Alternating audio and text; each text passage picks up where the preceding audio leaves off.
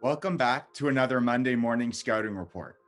This week, I'm going to be covering the top remaining unsigned point guards in Canada in the 2022 class. First off, let's look at OSBA Finals MVP Jayden Clayton of Fort Erie. Clayton moved from Dream City to Fort Erie mid-season and was the exact piece that they needed. Clayton had an excellent senior season and was the engine that led Fort Erie to the OSBA title. In the final game, he made a number of shots late and iced it at the free throw line. Clayton is an elite pass-first point guard that gets tons of paint touches and creates easy opportunities for his teammates. Whether it's making the simple outlet pass, being a decisive playmaker, or getting a paint touch for a kick out or a dump off, Clayton creates easy opportunities for all his teammates, and everybody loves playing with him because he's always looking to pass and create easy opportunities for the team. One thing I love about Clayton is that he refuses to settle for shots and uses his slippery ball handling and low center of gravity to find a way to penetrate, draw help, read help defenders really well, and create an easy opportunity for a teammate. And from his mindset and not settling, I know that Clayton mentally is 100% about the team and winning. And that's really what I'm looking for as a scout. I want to make sure that your decision-making out there is for what's best for the team and not for yourself. And that's where I fully trust Clayton. And not only is Clayton a great facilitator and playmaker on the offensive end, he's actually a pesky defender. He had a number of games I can recall where he was able to get steals on the ball. He has great instincts, and he can guard a few positions despite his size because of his denial and pestiness. Recently, Clayton got offered by both Albany and Maine, and he has a number of other teams sniffing around and looking at him. There's no doubt he's going to be a good college player, so it will be interesting to see where he ends up. Next up is Jayden's matchup from the OSBA Finals, Javier Giles Glasgow of United Scholastic Academy. Javier has won everywhere he's been, whether it was on the Under Armour circuit with Canada Elite, making the semifinals before it was shut down, or in the OSBA, making the finals as the starting point guard. Javier has been a winner for the last few years, wherever he's gone. Javier is a reliable two-way point guard that can pick up full court and also get you into your offense in the half court. I love that he's been able to play with Vashon Alette and learn to play both on and off the ball. Javier is a decisive decision maker. Whether it's making the outlet pass or probing on offense, he's really able to get wherever he wants on the floor, and he doesn't need to over dribble to succeed. Javier gets his teammates in the spots that they like, and he's really aggressive hunting his shot with deep range.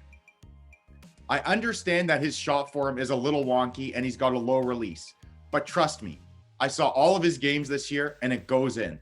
I can recall him having multiple 4 or 5 3-point games, especially against good competition.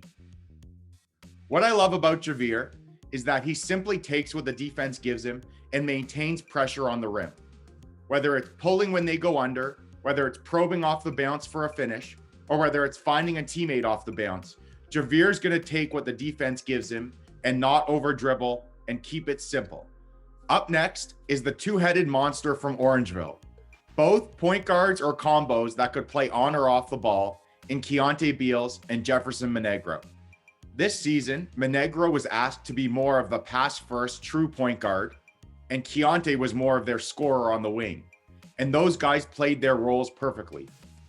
Mongraal, who has traditionally been a 3-level scorer that I really liked because of his athleticism and his bounce, has learned to run point, execute their sets, and be able to make plays off the bounce, while also keeping pressure on the rim as a scorer.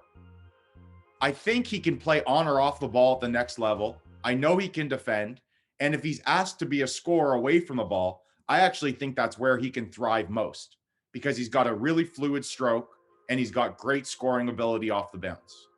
Lefty guard Kiante Beals at Orangeville Prep had a great end to the season, including a huge outing on the grind session. What I love most about Kiante Beals is his alpha scoring mentality. He plays and hunts his shot like he's the best player on the floor at all times. His lefty stroke has really improved with deep range. He's really able to get to the rim well because of his downhill quickness. And he's finished really well around the rim as well, able to use the rim to protect his shots and, show off some really athletic up and under finishes. I think what those two Orangeville guys showed this year was that Jeff can do a bit of everything while traditionally being a scorer, and Kiante has a special level of alpha mentality that can help him succeed as a college player. There's no doubt to me that both those guys are good NCAA prospects. Up next is Central Tech point guard Jayden Witter Watts, known to the Toronto basketball community as Jay Swizzy. Witter Watts is simply a hooper, a super skilled, athletic, downhill guard. Despite his slight frame, he can finish and bang on guys in the paint. He showed off a versatile offensive skill set this year when asked to be the primary scorer for Central Tech/Toronto Prep.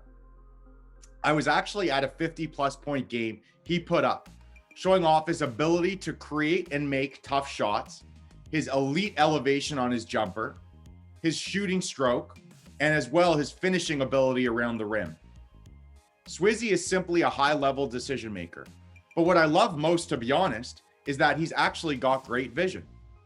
He was asked this year to be more of a scorer, but Swizzy has traditionally been a pass-first point guard and is happy to take on that role, defending, showing off his athleticism when he gets downhill, but primarily getting the ball to his teammates in the spots that they like. Swizzy has to be one of the top 5 JUCO prospects in Canada this year. And he's got pretty high upside, again, because of his ability to create his own shot, because of his vision, and because of his athleticism attacking the rim. Next, I'm going to cover Jimma James of Huntington Prep. Jimma impressed recently in the BioSteel game. He's a 6'4", 6'5", athletic guard. He can play on or off the ball, but he's got high major size and athleticism. When he gets downhill, he can really finish well at the rim, and I know he can dance with the ball and has great vision. I think most of all, Jimma's just going to have to figure out that balance between his scoring and playmaking the most. But he's certainly able to get paint touches on every possession, and he has the highest upside of all these guards named because, again, his size, athleticism, his ball handle is elite, and his vision is really good as well. It still remains to be seen whether Jimma will leave in the 2022 or 2023 class, as he's currently listed as a 2023. But either way, whoever gets him is going to be lucky to have such a high talent level on their team. Last but not least is Niagara Prep's Pierre Mukandila. Pierre is a big, strong 6'4" guard built like a linebacker. He's able to get downhill and make plays out of it. He's a super athletic finisher. His stroke needs a bit of work, but what I love most, again like Kiante Beals, is that he's got that player's mentality. He's going to impose himself on every game he plays, and he's going to find a way to be really effective because he's so aggressive. He's got that strong body. He's able to turn the corner with his right very well, and he's got an improving stroke. I know Pierre is a great kid, and there's no doubt that he's going to succeed to me at the next level because when he enters a game, he's going to find a way to make an impact. Pierre had some huge performances, 2 of which I can remember against Crestwood Prep, where he was able to finish super athletically at the rim, create advantages for his team, and score almost at will. When his shot is falling, he's lethal. Mukandila has that high-level NCAA body, and it's going to be interesting and up to whoever gets him at the next level to see if they can develop his skill set a little more. But he's got a pretty high ceiling because of his character, his work ethic, and his athleticism. Well, those are the top 7 remaining unsigned point guards in the 2022 class in Canada. Stay tuned for next week for another Monday morning scouting report.